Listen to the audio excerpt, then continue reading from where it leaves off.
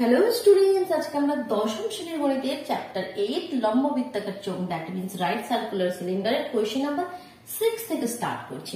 Previous ভিডিওতে basic কনসেপ্টগুলো কিন্তু খুব ভালোভাবে ক্লিয়ার করে দিয়েছিলাম, তো সেগুলো যদি দেখে না থাকো চ্যানেলে ভিজিট করে প্লেলিস্ট চেক করে দেখে নাও। তো কোয়েশ্চেনটি পড়ো, সমান ব্যাস ও উচ্চতা বিশিষ্ট তিনটি জার। তো আমি কোয়েশ্চেনটি পড়ার সাথে সাথে এখানে ড্র করছি, ঠিক আছে। তিনটি জার রয়েছে যেটা সমান ব্যাস আর উচ্চতা বিশিষ্ট তিনটি তোমাদের কাছে জার রয়েছে।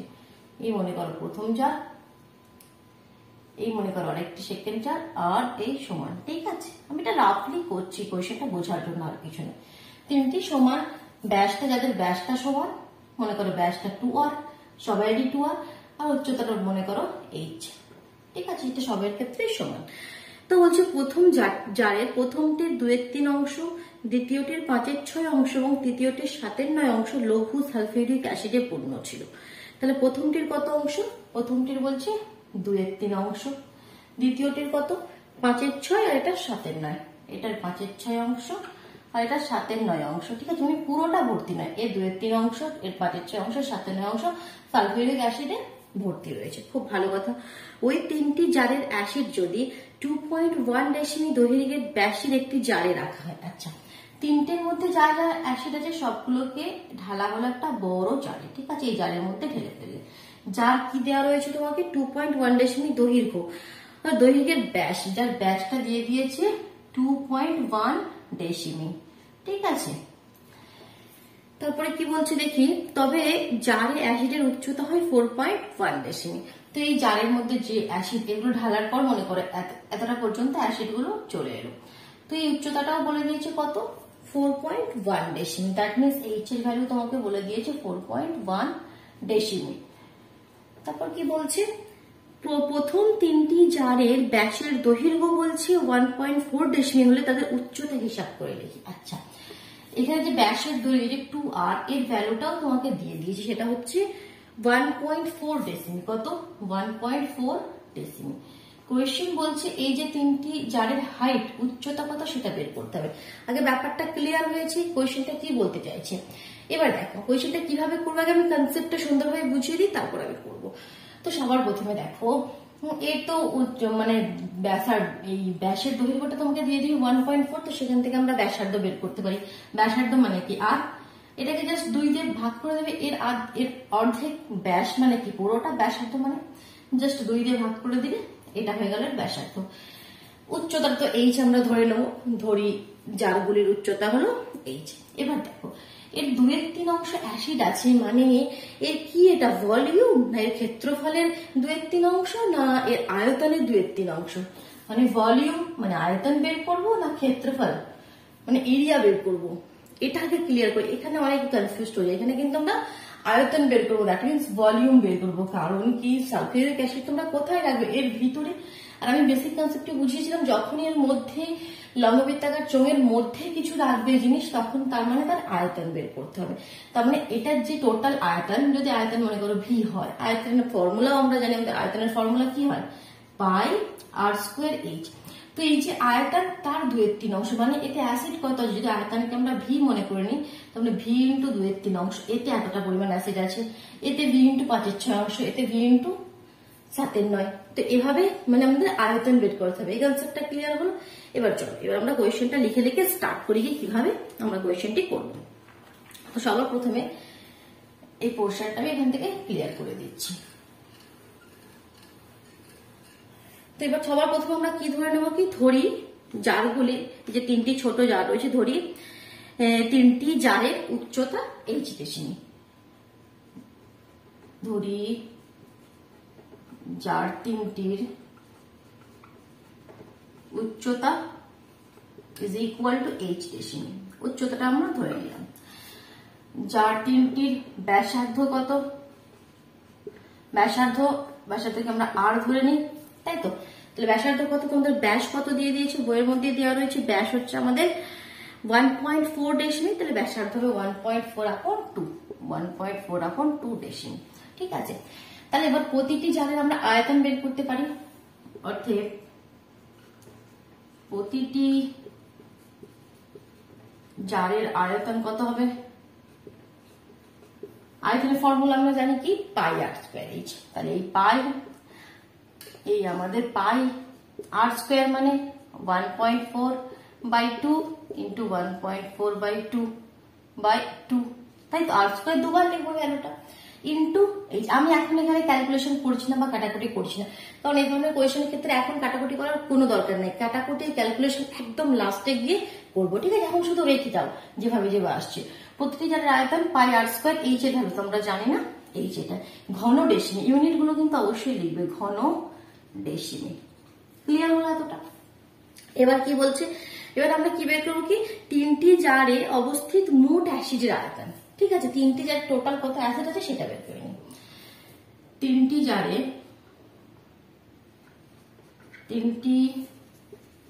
জারে অবস্থিত মোট অ্যাসিডের আয়তন,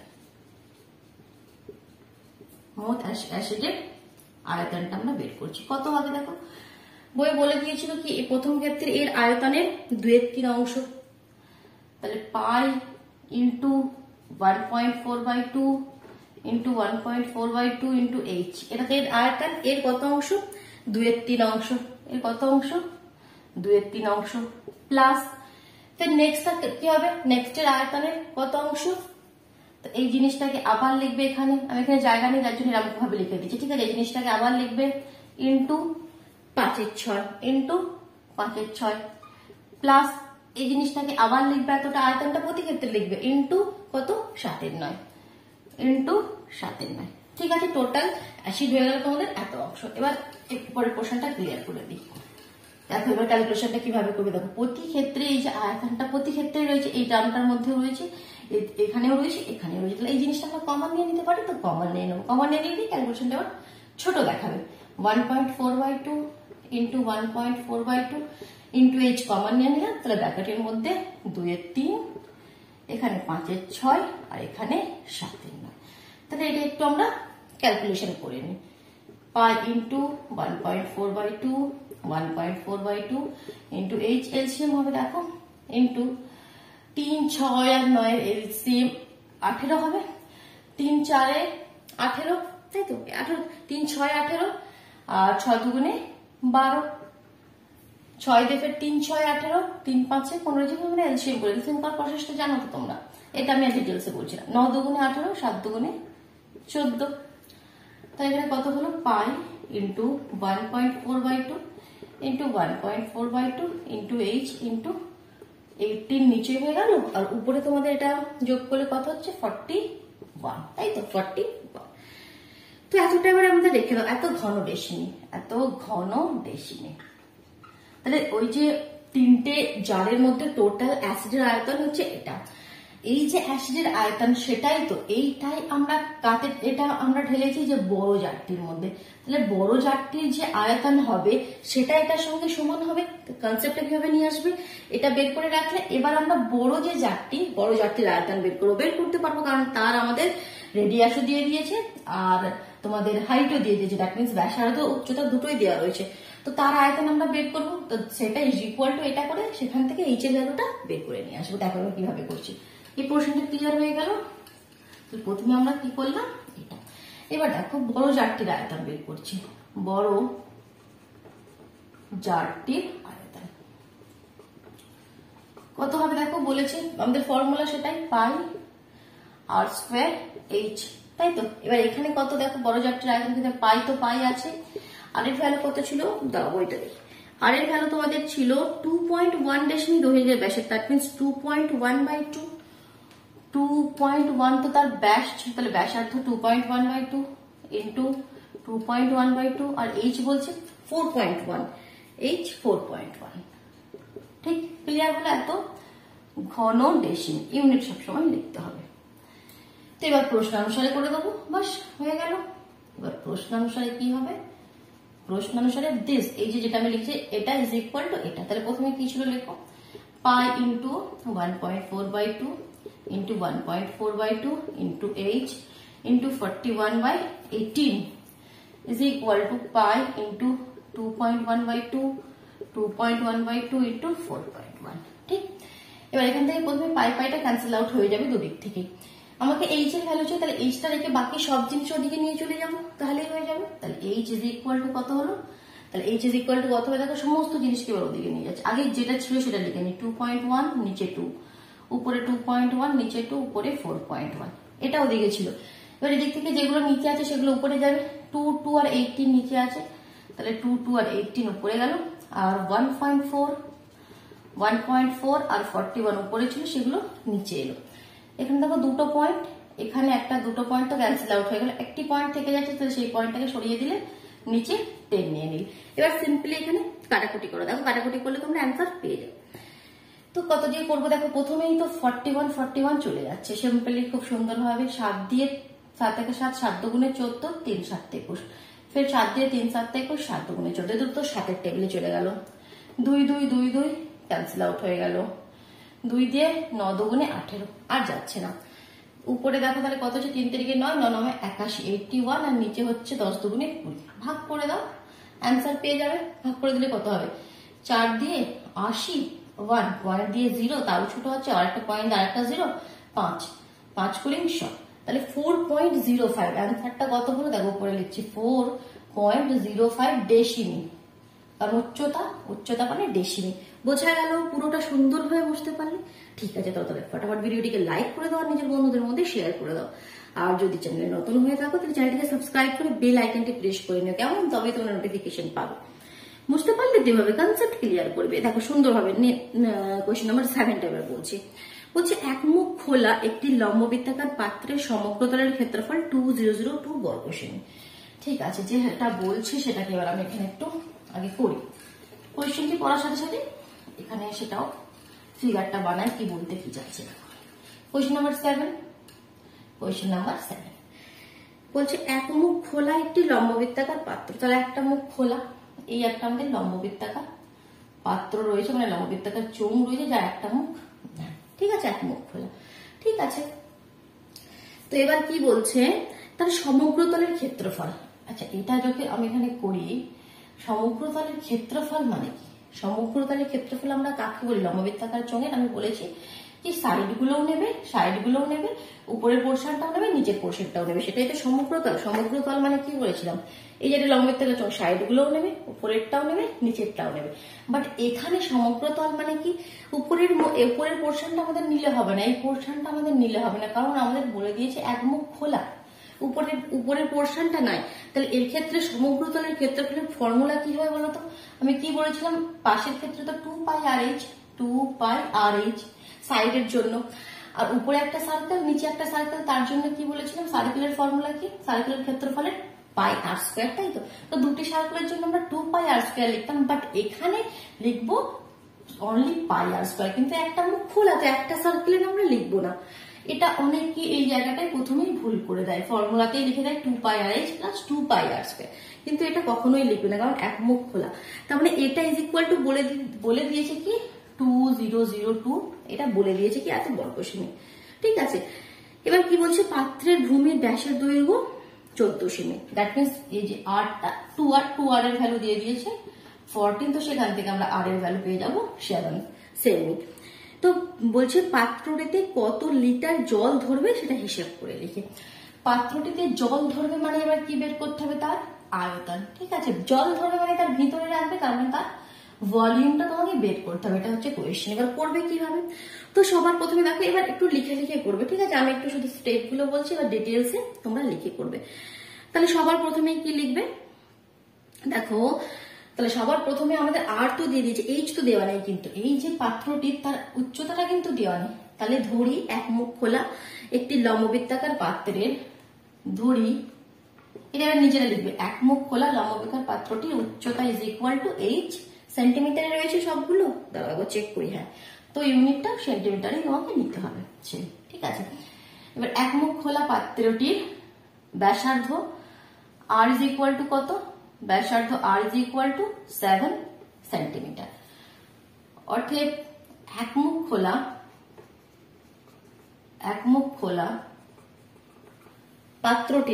খোলা পাত্রটির সমগ্র তলের ক্ষেত্রফল ইজ ইকুয়াল টু, যেটা আমি বলছিলাম 2 পাই আর এইচ সাইডের জন্য plus pi r square is equal to 2002। ঠিক, এবার এখান থেকে এটা ক্যালকুলেশন করে এখান থেকে এইচ এর ভ্যালুটা আমরা বের করে নেব। ঠিক আছে, তাহলে হাইটটা আমরা পেয়ে যাব। তো এবার হাইট আর তো দেওয়াই আছে, এবার যদি হাইটটা আমরা পেয়ে যাই তাহলে ভলিউমটা আমরা বের করে ফেলতে পারবো। ভলিউমের ফর্মুলা কি, পাই আর স্কোয়ার এইচ। ভলিউম বার করার জন্য আমাদের আর আর এইচ চাই, তো আমাদের এইচটা দেওয়া নেই, সেটা এর হেল্পে এইচটা বের করবো। সেখান থেকে এবার এখানে ফর্মুলাটা পুট করে দিয়ে আমাদের আয়তনটা বের করে নেবো। তো এটাকে এবার ক্যালকুলেশন করো, দেখো কি হবে। এটা ইজ ইকুয়াল টু তোমাদের এটা 2 পাই, আচ্ছা পাই আর দুটোর মধ্যে রয়েছে, পাই আর আমরা কমন নেবো, তাহলে এখানে থাকবে 2h, এখানে থাকবে r ইজ ইকুয়াল টু এটা। এবার আমি উপরের দিকে এখানে আসছি, দেখো কোয়েশ্চেন নাম্বার 7 চলছে আমাদের। তাহলে পাই তো পাই রেখে দাও, আর এর ভ্যালু কত 7, আচ্ছা পায়ের ভ্যালু পুট করে দাও, পায়ের ভ্যালু তাহলে কি 7 কেটে যাবে। 22/7 আমাদের পায়ের ভ্যালু। 2h, h এর ভ্যালু আমরা জানি না, 2 ইন্টু h রেখে দিলাম প্লাস r এর ভ্যালু আমরা 7 রেখে দিলাম, এটা ইজ ইকুয়াল টু 2002। দেখো 7 ক্যান্সেল আউট হয়ে গেল, তাহলে এখানে 22 ব্র্যাকেটের মধ্যে 2h plus 7 is equal to 2002। তো এখানে একটা মাল্টিপ্লাই করতেই হবে, নাহলে তো হবে না। 44h প্লাস 7 গুণে 14 4 হাতে 14 কে 15, 2002। This implies 44h is equal two কত হলো 2002, 154 ওদিকে গেলে মাইনাস হয়ে যাবে, তাহলে মাইনাস করলে কত হবে আমাদের 1848। This implies h is equal two তাহলে কত হলো 1848 আপন 44। 11 দিয়ে যাবে, 4 11 44, 11 দিয়ে 11 করে 11 17, 7 74, 6 11 66, 67 68 69 70 71 72 73 74 88, হ্যাঁ চলে গেল। 4 দিয়ে যাবে, 2 দিয়ে 2 দুগুণে 4, 2 দিয়ে 8 দুগুণে 16, 4 দুগুণে 8, আবার 2 দিয়ে 4 দুগুণে 8, 2 1 2 41। তাহলে এইচ এর ভ্যালুটা কত হয়ে গেল, এখানে উচ্চতাটা কত হয়ে গেল 41 সেন্টিমিটার, তাই তো 41 না 42 হলো, 2 দিয়ে 4 দুগুণে 8, 2 দুগুণে 4, 42। তাহলে H is equal to 42 centimetre. সেমিতে কোয়েশ্চেন গুলো রয়েছে, ঠিক আছে। এবার আমরা কি বের করব, এক মুখ খোলা পাত্রটির আয়তন। অতএব এক মুখ খোলা পাত্রটির আয়তন ইজ ইকুয়াল টু কত হবে পাই আর স্কোয়ার, আর এর ভ্যালু কত 7, 7 ইন্টু 7, এইচ এর ভ্যালু এখনই আমরা বের করলাম 42। আয়তন মানে কি ঘন সেমি, তাহলে পায়ের ভ্যালুটা পুট করে দিই 22/7 ইন্টু 7 ইন্টু 7 ইন্টু 42, 7 কেটে গেল, তাহলে 22 ইন্টু 7 ইন্টু 42 এত ঘন সেমি। এবার দেখো, আচ্ছা এটাকে মাল্টিপ্লাই করে দিলে আমাদের কত হবে, যদি আমরা মাল্টিপ্লাই করে দিই সেটা আমাদের হবে 6468, 6468, ঠিক আছে। তোমরা মাল্টিপ্লাই সাইডে করে নিতে পারো, তো এটাই দেখতে পাবে 6468 তোমরা পাচ্ছ, এত ঘন সেমি। কিন্তু কোয়েশ্চেনটি আবার লক্ষ্য করে দেখো, বলছে পাত্রটিতে কত লিটার জল ধরবে হিসাব করে লিখি। আমাদের অ্যান্সার কিন্তু ঘন সেমিতে চাইনি, আমাদের অ্যান্সার চেয়েছে লিটারে। তো লিটারে কিভাবে কনভার্ট করব, লিটারে কনভার্ট করার কি নিয়ম সেটা কি তোমরা জানো? আমরা জানি 1 ঘন decimetre is equal two 1 litre. এটা যদি না জানো সাইডে খাতার সাইডে কিন্তু বক্স করে লিখে রেখে দাও, এটা কিন্তু অনেক সময় কাজে লাগবে। 1 ঘন ডেসিমি ইজ ইকুয়াল টু 1 লিটার। তার মানে আমরা যদি এটা শুধুমাত্র সেন্টিমিটার থেকে ডেসিমিটারে চেঞ্জ করে দিই, তো সেটা ইজ ইকুয়াল টু আমরা লিখতে পারবো 1 লিটার। কারণ এখানে কোয়েশ্চেন কি আছে, ঘন সেমিতে, আমাদের ঘন ডেসিমিতে চেঞ্জ করতে হবে। তো সেন্টিমিটার থেকে ডেসিমিটারে গেলে চেক করো, জানো kilometre, hectometre, decametre, metre, decimetre, centimetre, millimetre. তো সেন্টিমিটার থেকে আমরা ডেসিমিটারে যাব, তো সিএম থেকে আমরা ডিএম এ যাব। তো 1 ঘর আমরা উপরে যাবো, আর উপরে গেলে বলেছে কি 10 দিয়ে ভাগ। 1 ঘর উপরে গেলে 10 দিয়ে, 2 ঘর উপরে গেলে 100 দিয়ে। তো এখানে আমরা 10 দিয়ে ভাগ করব, তাই তো। এবার এখানে 10 দিয়ে ভাগ করবো না, এখানে আমরা 1000 দিয়ে ভাগ করব। কেন করব সেটা আমরা ক্লিয়ার করলাম, কারণ এখানে আছে ঘন সেমি, মানে 3 বার সেমি ইন্টু সেমি ইন্টু সেমি, যার জন্য আমরা 10টাকে 3 বার গুণ করে দিলে 1000 হয়ে যাবে। তো এটা চেঞ্জ করলে কিভাবে এবার লিখবে, তাহলে এটা ইজ ইকুয়াল টু 6468/1000 এত ঘন ডেসিমি, ঠিক আছে। তার মানে কি 3টে শূন্য, 3টে ঘর আগে পয়েন্ট দিয়ে দাও, 6.468 লিটার। আর ঘন ডেসিমি মানে আমরা লিখতে পারি কি লিটার। বোঝা গেল, ক্লিয়ার হয়ে গেল, চলো সুন্দরভাবে। নেক্সট কোয়েশ্চেন নাম্বার 8 দেখি কি বলছে। যদি 14 সেন্টিমিটার ব্যাসের পাইপ যুক্ত একটি পাম্প সেট, আচ্ছা একটা পাইপ এখানে এবার প্রথমে ড্র করি, এই পোর্শনটা ক্লিয়ার করছি একটু। কোয়েশ্চেন নাম্বার 8 যদি কমপ্লিট না হয়ে থাকে ভিডিও পজ করে লিখে নাও, কেমন? একটা তোমাদের কাছে পাইপ রয়েছে, এই আমাদের কাছে পাইপ রয়েছে, ঠিক, যার ব্যাস কত দিয়েছে, যার ব্যাস কত দিয়েছে, আরে ইয়ার দাঁড়া এটা একটা ঠিক করে করি। তো যার ব্যাস দিয়েছে 14, তো এখান থেকে আমরা ব্যাসার্ধ পেয়ে যাবো 7, ঠিক আছে, তাতে তো কোনো চাপ নাই, সেন্টিমিটার রয়েছে 7 সেন্টিমিটার। বলছে একটি পাম্প সেট মিনিটে 2500 মিটার জল সেচ করতে পারে, মানে 1 মিনিটে বলছে কতটা জল সেচ করে, 2500 মিটার। মানে এই যে জল সেচ করে মানে কি, সেটাই তার বলছে হাইট 2500 মিটার। কেন দেখো, মানে পাইপটা তো অনেক লম্বা, কিন্তু জল সেচ কতটা করছে, মনে করে এখান থেকে এতটা জল সেচ করতে পারছে, মানে কি এতটা লম্বা, এটা হাইটটা কত, এতটা, সেই পাইপটা তো এটা উচ্চতাটাকে সরাসরি না দিয়ে এভাবে ঘুরিয়ে বলে দিয়েছে, তার মানে তার হাইটটা এটা আরো দিয়ে দিয়েছে, আমাদের এইচও দিয়ে দিয়েছে। এবার বলছে কি ওই পাম্পটি 1 ঘন্টায় কত কিলোলিটার জল সেচ করবে সেটা হিসাব করে লিখতে হবে, কি 1 ঘন্টায় কত কিলোলিটার জল সেচ করবে। এটা হচ্ছে আমাদের 1 মিনিটে, তাহলে এটা হচ্ছে আমাদের 1 মিনিটে, তোমাকে বের করতে বলছে কি 1 ঘন্টায়। তাহলে প্রথমেই আমরা বের করবো 1 মিনিটে কত জল সেচ করবে, মানে কি তার আয়তন, জল সেচ করবে মানে জল ভিতরে আছে মানে তার আয়তন। তো তার ভলিউমের ফর্মুলা আমরা জানি পাই r²h, এটা ভলিউমের ফর্মুলা। তো এটা 1 মিনিটের জন্য বলছে, তাহলে 1 ঘন্টা মানে 60 মিনিট, জাস্ট এটাকে 60 দিয়ে গুণ করে দেবো, আর কিছু নেই, কনসেপ্টটা কিন্তু খুব ইজি। তাহলে পাইপটি 1 ঘন্টায় জলসেচ করবে কত, বের করে নাও। আচ্ছা প্রথমে এবার একটু লিখে নেবে, যা তোমাদের ইতিহাস লেখা, কি পাম্পটির দড়ি ব্যাসার্ধ ইকুয়াল টু এত, উচ্চতা ইকুয়াল টু এই যা যা হ্যানা ত্যানা লিখে নেবে। এবার মেন ক্যালকুলেশন হচ্ছে এখান থেকে, তাহলে অর্থাৎ পাইপটি 1 ঘন্টায় ব্র্যাকেটে লিখতে পারো, 1 ঘন্টা মানে 60 মিনিট, 1 ঘন্টায় জলসেচ করবে। আচ্ছা পাইপটি না পাম্পটি, মানে ওটা ছিল পাম্প, ঠিক আছে, পাইপ লিখবে না, পাম্পটি 1 ঘন্টায় জলসেচ করবে কত, পাই r²h into 60, just value put করবে, পাই মানে 22/7। এবার দেখো আর এইচ কে একটু লক্ষ্য করছো, একটা সেন্টিমিটারে একটা মিটারে, কিন্তু আমাদের দেখো উত্তরটা চেয়েছে কত কিলোলিটার, আর লিটার মানে কি আমাকে সব জিনিসকে ঘন ডেসিমিতে চেঞ্জ করতে হবে, কারণ 1 ঘন ডেসিমি ইকুয়াল টু 1 লিটার। আমি এইমাত্র বললাম আগের কোয়েশ্চেন, তো সমস্ত জিনিসটাকে ডেসিমিতে চেঞ্জ করো। তাহলে আমাদের এই ফর্মুলাটা লিখি, kilometre, hectometre, decametre, metre, decimetre, centimetre, millimetre.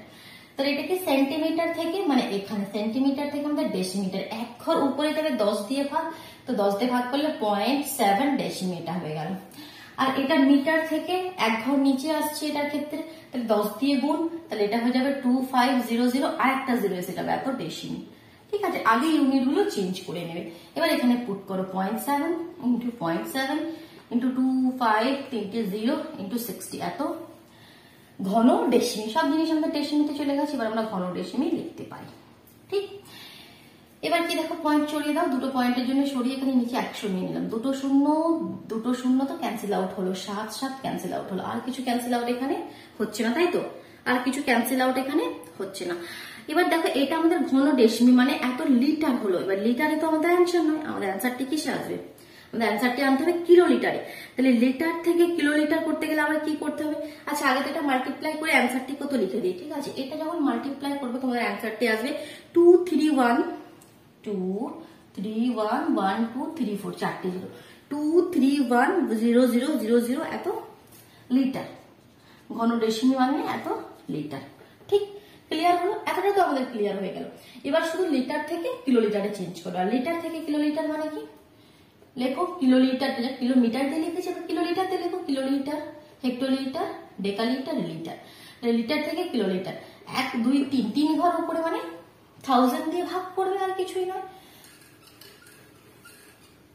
2 3 1 1 2 3 চারটে 0 আছে, তাকে 1000 দিয়ে ভাগ করে নিলে এটাই চলে গেল আমাদের কিলোলিটার। 3টে 0 কেটে যাবে, দ্যাট মিনস 2310 কিলোলিটার। ঠিক আছে, বোঝা গেল? তো এটাই আমাদের অ্যান্সার। আচ্ছা, এই যে ইউনিট চেঞ্জ গুলো কিলোমিটার থেকে কিলোমিটার, এটা আমি একদম ডিটেলস একটা ছোট ভিডিও তোমাদের জন্য দেবো কিভাবে ইউনিট গুলো চেঞ্জ করবে। কেমন? চলো আজকে এত পর্যন্তই থাক। নেক্সট ভিডিওতে আমরা কোয়েশ্চেন নাম্বার 9 থেকে স্টার্ট করবো। চলো।